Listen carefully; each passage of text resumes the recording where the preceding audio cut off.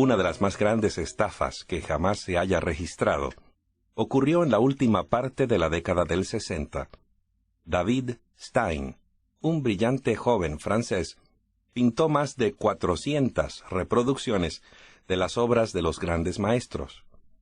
En realidad eran falsificaciones de obras de Picasso, Chagall, Renoir y Van Gogh, y de otros grandes artistas. Las firmó con firma idéntica a la de los renombrados pintores. Decididamente, eran obras maestras del engaño, tanto así que se las creyó auténticas. Hasta la fecha, solamente 110 de estas falsificaciones han sido detectadas y decomisadas. Stein fue arrestado en 1972 y estuvo en la cárcel de Sing Sing, en París, Francia. Fue puesto en libertad en 1980. Durante su estadía en la cárcel, su vida se transformó y decidió pintar de allí en adelante de su propia creación, usando su propia firma. Actualmente es un pintor y conferenciante renombrado, famoso en todo el mundo. ¿Y cuál es el tema de sus conferencias? Uno en el cual él es un experto: cómo identificar una falsificación. Tenemos que reconocer que Stein ha demostrado que no siempre es fácil detectar una falsificación, ni aun para los expertos. Pero aún el ingenio mostrado por tan diestro falsificador se queda corto al compararlo con el padre de todo engaño y falsedad, Satanás. En lo tocante a estafa, engaño y falsedad, no hay quien lo iguale. Por supuesto, él no obra abiertamente. Trabaja a través de personas, poderes y agencias. Si se declarase abiertamente enemigo de Dios y la verdad, habría poco peligro de que un cristiano fuera engañado. Por eso trabaja detrás de las bambalinas, a veces simulando y engañando con el ropaje mismo de la religión. Con gran ingenio mezcla la verdad con el error, con el fin de apartar al ser humano de la verdadera adoración a Dios.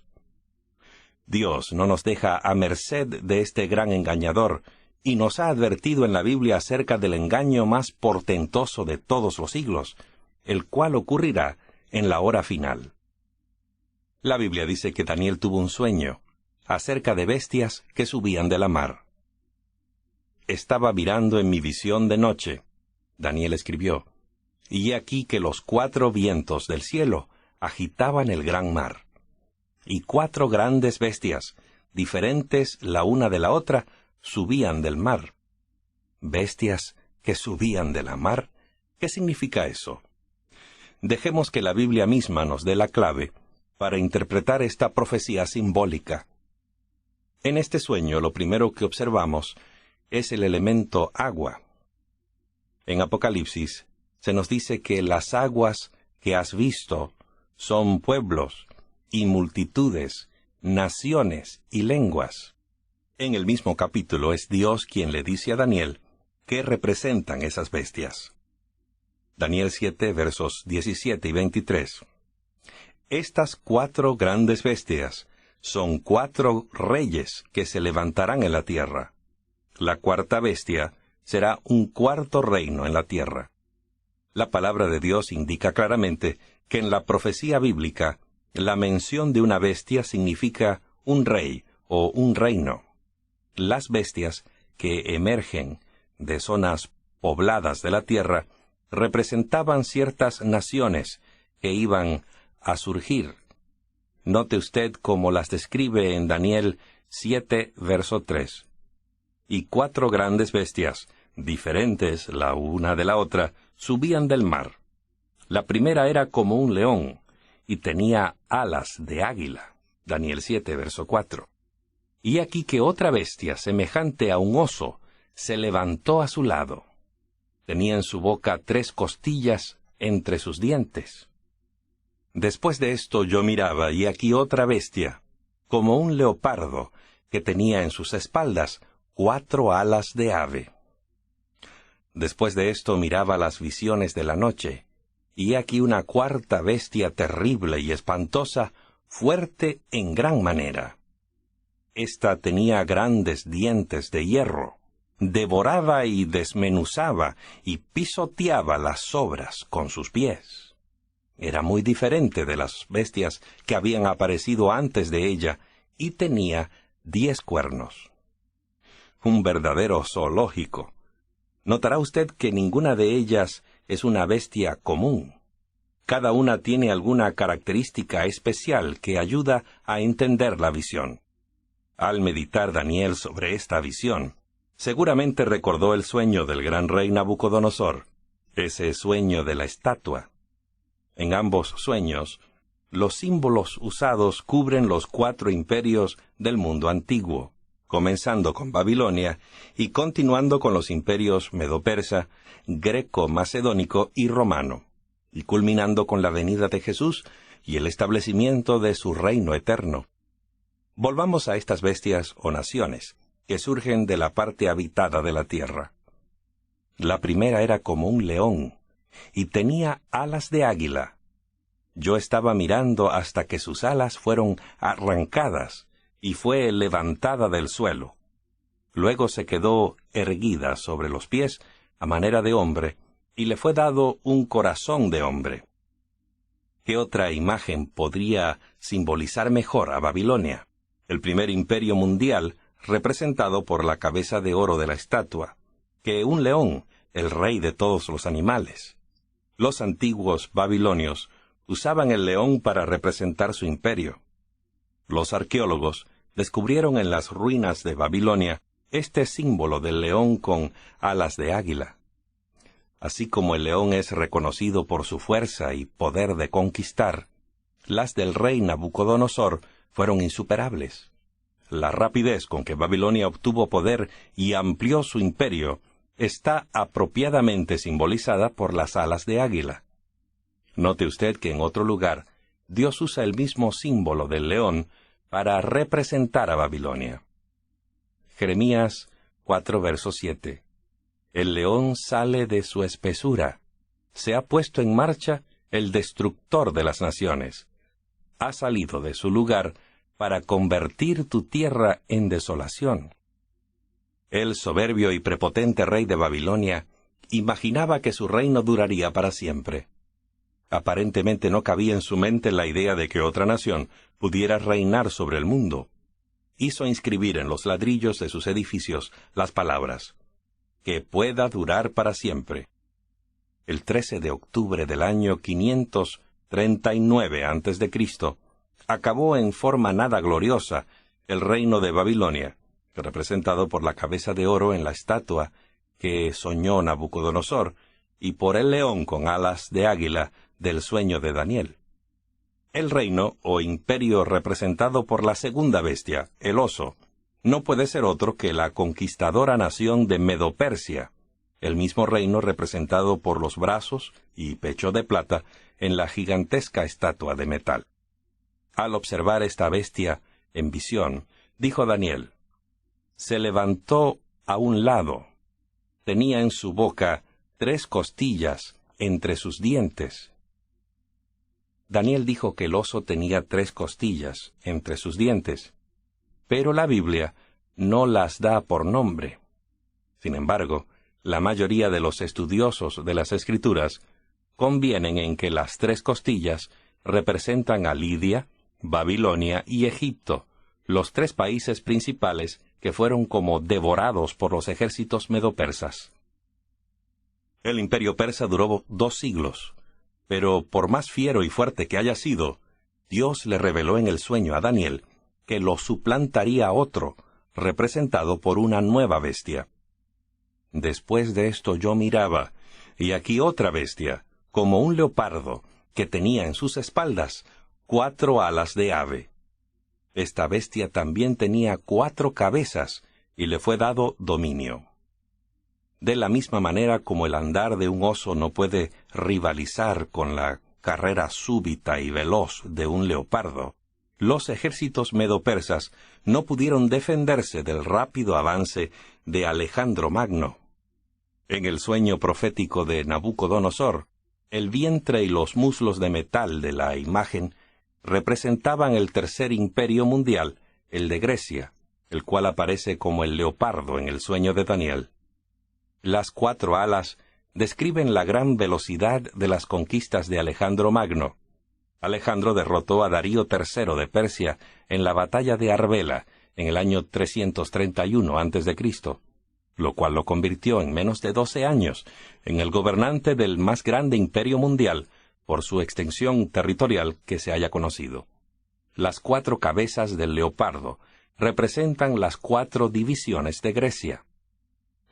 Daniel 8:22 dice: 4 reinos se levantarán de esa nación. La historia cuenta que efectivamente el imperio griego se dividió en 4 partes. Alejandro murió a la edad de 31 años, precisamente 7 años después de la gran batalla de Arbela. Aún antes de ser sepultado, comenzó la lucha por el poder, primero entre sus familiares y luego entre sus jefes militares. Finalmente 4 de los generales de Alejandro tomaron las riendas del imperio. Ahora el leopardo o Grecia tenía 4 cabezas: Casandro, Lisímaco, Ptolomeo y Seleuco. La mayoría de las personas tienen problemas aún para mantener una sola cabeza en la dirección correcta. Imaginen lo que sucedería si tuviéramos 4. Se produciría simplemente un caos, cada cabeza tratando de ser la número 1. Eso es exactamente lo que sucedió con el imperio griego. Los 4 generales de Alejandro eran hombres egoístas y ambiciosos que deseaban gobernar ellos solos el imperio. Cada uno de ellos afiló su espada en contra del otro y el imperio cayó en una maraña de rivalidades y contiendas. La zozobra y contiendas continuaron entre las 4 partes del imperio hasta que finalmente, el 22 de junio del año 168 a.C., en la batalla de Pydna, sucumbió el imperio de Alejandro Magno 144 años después de su muerte. Pero ¿qué actuación tendría la 4ª bestia feroz que Daniel dijo que alcanzaría el poder después del imperio griego? El ángel le dijo a Daniel que este 4º reino sería diferente al de los otros reinos. La bestia que lo representaba era extremadamente poderosa y tenía enormes dientes de hierro para destruir su presa. Se trataba de un poder cruel y malvado. No se podría hallar una mejor descripción del imperio romano. Roma fue más cruel y brutal que todos los imperios anteriores. Los romanos destruían naciones enteras o vendían a sus habitantes como esclavos. Esta espantosa bestia tenía dientes de hierro, así como el 4º imperio de estatura tenía piernas también de hierro. A Daniel lo intrigaba esta terrible bestia, y especialmente sus 10 cuernos. Le dijo: mientras yo contemplaba los cuernos, he aquí que otro cuerno, uno pequeño, crecía entre ellos, y delante de él fueron arrancados 3 de los cuernos anteriores. El ángel le dijo a Daniel: en cuanto a los 10 cuernos de aquel reino, se levantarán 10 reyes. Sin duda Daniel recordó entonces la gran estatua del sueño de Nabucodonosor, con sus pies en parte de hierro y en parte de barro cocido, la cual terminaba en los dedos, o sea, las divisiones del imperio romano. Para el año 476 a.C., las tribus bárbaras del norte de Europa habían desmembrado en su mayor parte al imperio romano. 7 de esos reinos o naciones existen actualmente en Europa. Pero lo que más le interesó a Daniel fue el cuerno pequeño, que brotó entre los 10 cuernos y se impuso al derribar 3 cuernos en su lucha por la supremacía. Daniel notó en el cuerno lo expresado a continuación. Y aquí que en este cuerno había ojos, como ojos del hombre, y una boca que hablaba arrogancias. La visión de este cuerno pequeño le causó desasosiego a Daniel. En cuanto a mí, Daniel, mi espíritu se turbó, y las visiones de mi cabeza me alarmaron. Ahora bien, ¿Por qué le causó a Daniel tanta preocupación la descripción de este cuerno pequeño? Dice él, porque yo veía que este cuerno hacía guerra contra los santos y los vencía. Él hablará palabras contra el Altísimo y oprimirá a los santos del Altísimo. Intentará cambiar las festividades y la ley. En su mano serán entregadas durante un tiempo, tiempos y la mitad de un tiempo. Daniel reconoció que esta predicción no trataba solamente de historia secular, sino que tenía que ver con la historia del pueblo de Dios.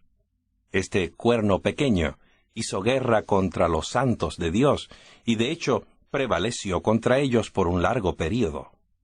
Obviamente iba a ser un poder hostil y perseguidor, un poder o agencia usado por Satanás para hacer guerra contra Dios, su pueblo y su verdad. Daniel dijo, mucho me perturbaron mis pensamientos y me puse pálido, pero guardé el asunto en mi corazón. ¿Qué representa este cuerno pequeño? Vamos a examinar la descripción bíblica del mismo cuerno y lo que la historia registra en cuanto a cómo cumplió lo especificado en la profecía. Daniel describe a la cuarta bestia o cuarto imperio mundial de Roma así: terrible y espantosa, fuerte en gran manera, y tenía 10 cuernos. Daniel 7:24 nos dice que los 10 cuernos significaban que de aquel reino se levantarán 10 reyes. En lugar de otro imperio mundial que se presentaría en el escenario de la historia a la caída del cuarto, la profecía predijo que habría una división del imperio romano en 10 reinos menores. La historia confirma esa parte de la profecía de Daniel. Los historiadores nos dicen que la división de Roma era un hecho irreversible para el año 476 después de Cristo. De acuerdo con el historiador inglés Edward Elliot, en su libro Horae Apocalyptae, o Hora Apocalíptica, las siguientes tribus bárbaras desmembraron el imperio romano entre el año 351 y el 476 después de Cristo. La siguiente lista da los nombres de las tribus bárbaras y su equivalente contemporáneo: alanos o alemanes, burgundios o suizos, francos o franceses, lombardos, italianos, sajones, ingleses, suevos, portugueses, visigodos, españoles, érulos, ostrogodos y vándalos, extintos actualmente. Estos son los 10 cuernos de la cuarta bestia que vio Daniel. Y de acuerdo con la profecía, el cuerno pequeño se iba a levantar con gran poder después de los 10 cuernos o divisiones del imperio romano. En cuanto a los 10 cuernos, de aquel reino se levantarán 10 reyes. Tras ellos se levantará otro y derribará a 3 reyes. En el año 493 después de Cristo, los érulos fueron destruidos con la ayuda del emperador Zenón.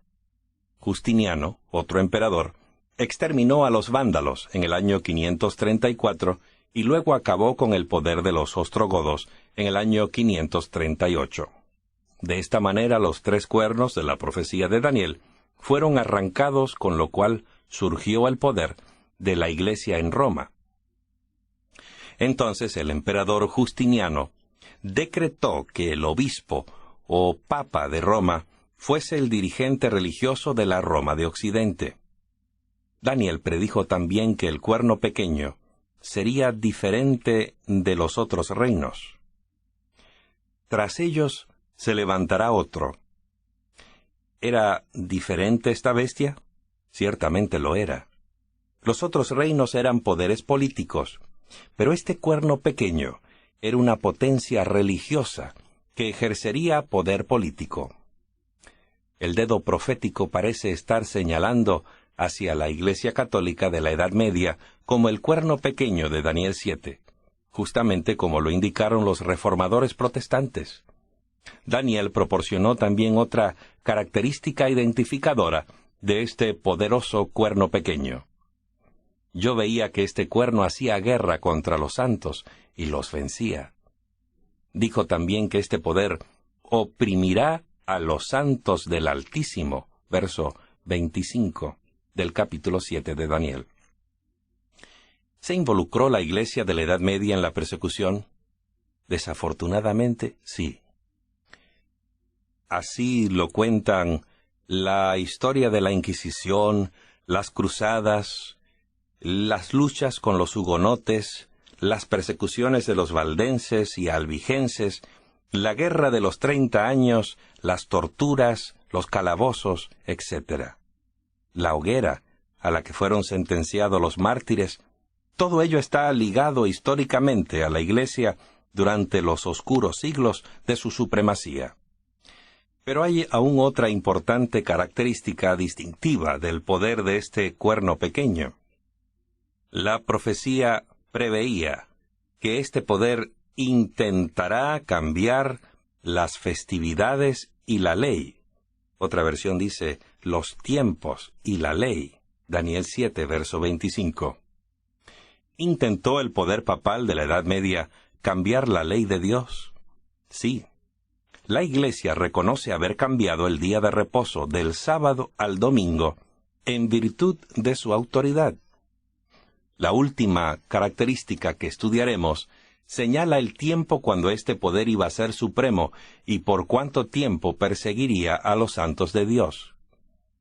En su mano serán entregadas durante un tiempo, tiempos y la mitad de un tiempo. Aquí encontramos más símbolos bíblicos.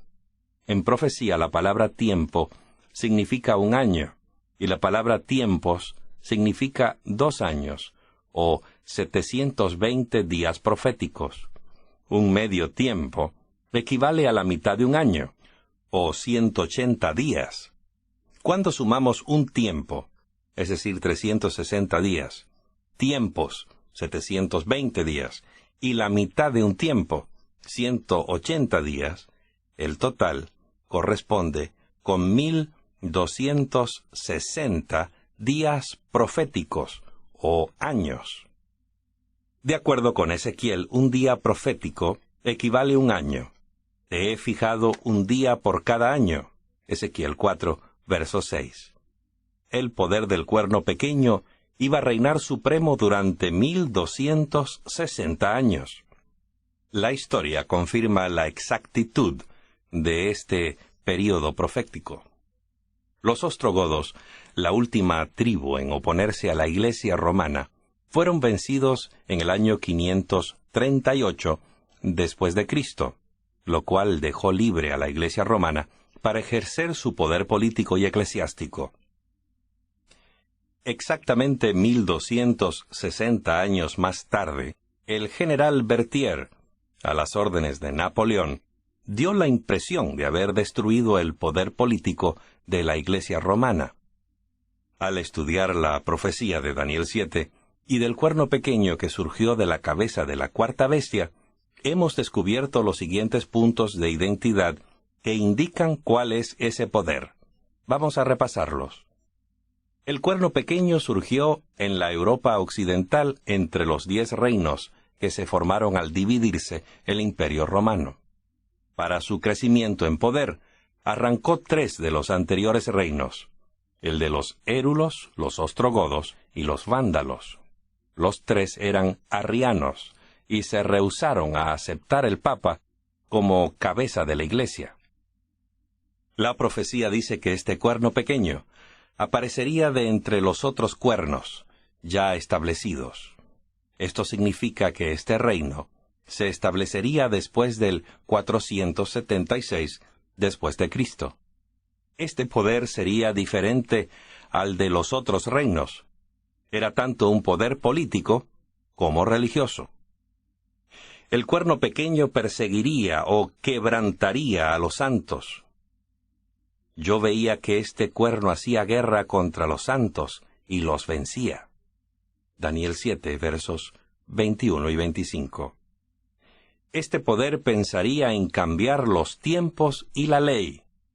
En otras palabras, imaginaría que tenía poder para cambiar los tiempos y los mandamientos de Dios. Daniel 7:25.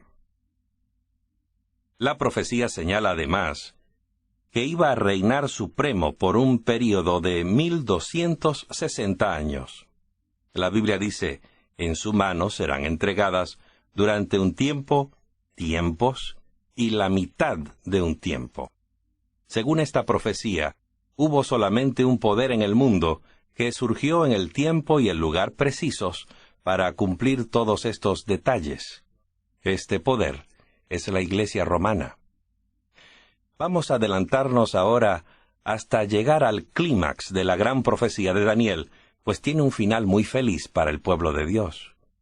Mientras Daniel contemplaba en visión los poderes de la tierra, luchando en busca del dominio político y religioso, su atención se volvió de pronto a lo que ocurría en el cielo. Estaba mirando hasta que fueron puestos unos tronos, y se sentó un anciano de días. Su vestidura era blanca como la nieve, y el cabello de su cabeza era como la lana limpia.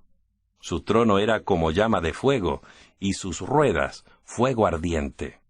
Un río de fuego procedía y salía de delante de él. Miles de miles le servían, y millones de millones estaban de pie delante de él. El tribunal se sentó, y los libros fueron abiertos. Daniel vio cuando Dios el Padre, llamado aquí anciano de grande edad, llegó y se sentó en su glorioso trono. Note usted cómo describe Daniel este acontecimiento. Hasta que vino el anciano de días. Ahora el tribunal estaba listo para el comienzo del juicio. El tribunal se sentó, y los libros fueron abiertos. Se le mostró a Daniel el juicio en el cielo, y a Dios juzgando al cuerno pequeño que les hizo guerra a los santos. Daniel vio también el resultado de este juicio. Pero el tribunal se sentará, y le será quitado su dominio para ser exterminado y destruido por completo. Entonces Daniel vio algo muy especial y hermoso que sucedió después que el Padre tomó asiento y el juicio estaba listo para iniciarse. Estaba yo mirando en las visiones de la noche, y aquí que en las nubes del cielo venía alguien como un hijo del hombre. Llegó hasta el anciano de días, y le presentaron delante de él. ¿Quién es esta persona distinguida llamada el Hijo del Hombre, que fue presentada delante del juez eterno? Jesús se aplicó a sí mismo este término más de 40 veces en el Nuevo Testamento. Les dijo a sus asombrados discípulos, dijo, «El Hijo del Hombre ha de ser entregado en manos de hombres, y le matarán, pero al tercer día resucitará». A Judas, el discípulo traidor, le preguntó Jesús, «Judas, ¿con un beso entregas al Hijo del Hombre?» Pero la declaración más importante la dirigió al sumo sacerdote que pertenecía al Sanedrín que condenó a Jesús.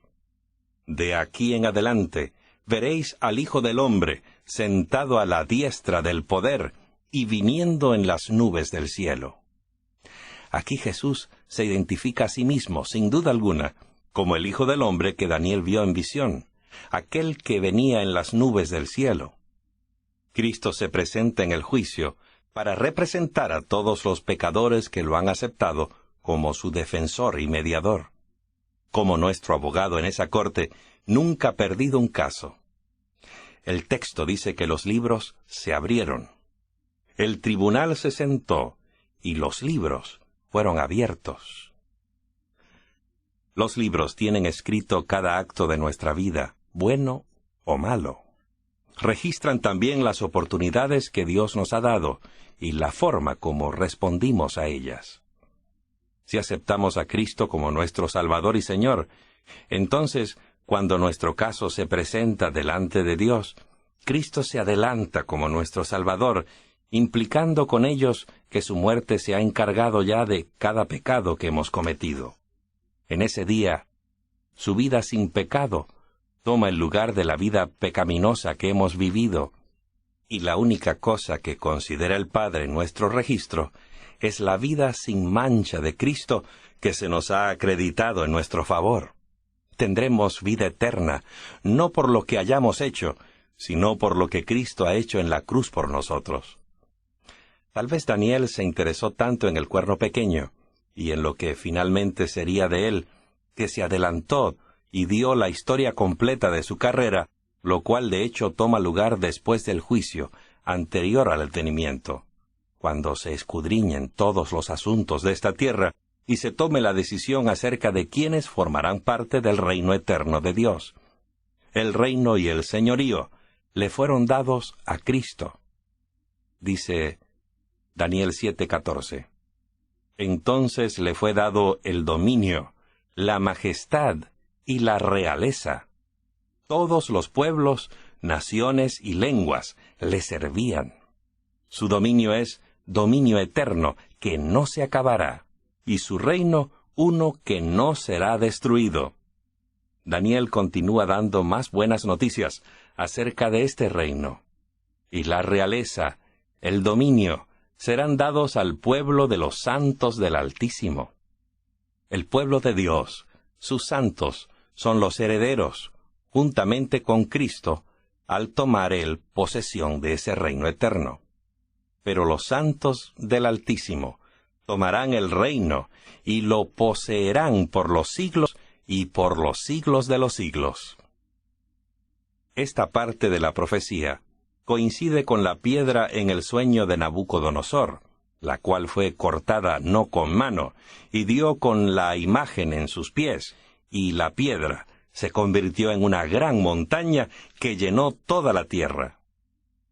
En estas dos profecías paralelas, el sueño del rey Nabucodonosor, de la gran imagen, y el sueño de Daniel de las 4 bestias, Dios resume la historia de esta tierra desde los tiempos de la antigua Babilonia hasta el gran día cuando Jesús venga en gloria a establecer su reino eterno de amor y justicia. Actualmente estamos viviendo en los días de estos reyes, en el tiempo correspondiente a los pies de hierro y barro cocido. Se está acabando el tiempo para la tierra como es y para sus habitantes. Este es el mensaje que Dios está tratando de darnos a cada uno por medio de sus grandes profecías. ¡Qué extraordinaria forma de predecir siglos de historia mundial en solo 2 breves capítulos de la Biblia!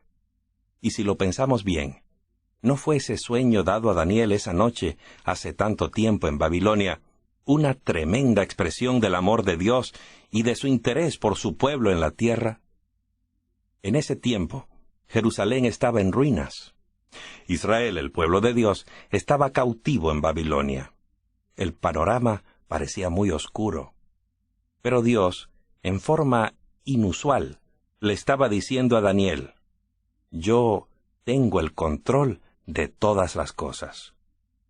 Los reinos y los reyes pueden surgir y caer. Los imperios pueden levantarse y desaparecer, pero yo no me he olvidado de mis hijos en la tierra y mi plan para ellos. Algún día, todas las cosas estarán bien. Amigos que me escuchan, reinos y reyes han surgido y han desaparecido. La doble profecía de la imagen y las bestias ha llegado casi a su total cumplimiento. Jesús viene muy pronto a ejecutar su juicio y restaurar el dominio perdido por Adán y Eva mucho tiempo atrás. Él desea que todos sus hijos de este planeta, que serán parte de ese reino, estén listos para ese glorioso momento cuando el Salvador regrese. En ese día podremos